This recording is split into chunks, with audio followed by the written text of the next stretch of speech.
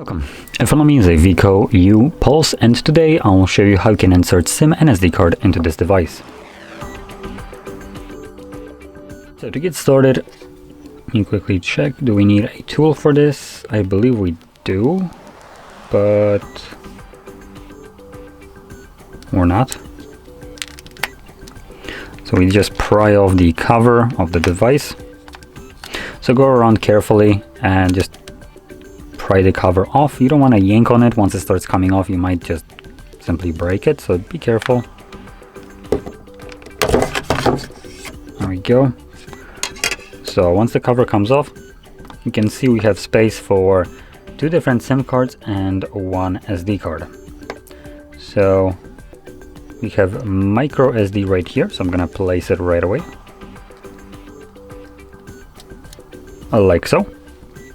And then we have the 2 SIM cards. Now it looks like I have the wrong size of a SIM card because I have the smallest one.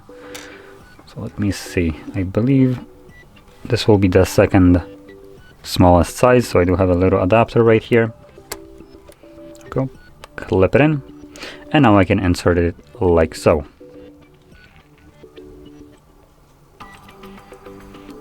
There we go. And these cards should start working right away. Now I do have a notification about the SD card. It says unsupported SD card. It is working, though the SD card itself is not. It's broken, but obviously it's detecting it, so it is. That's how you insert it. And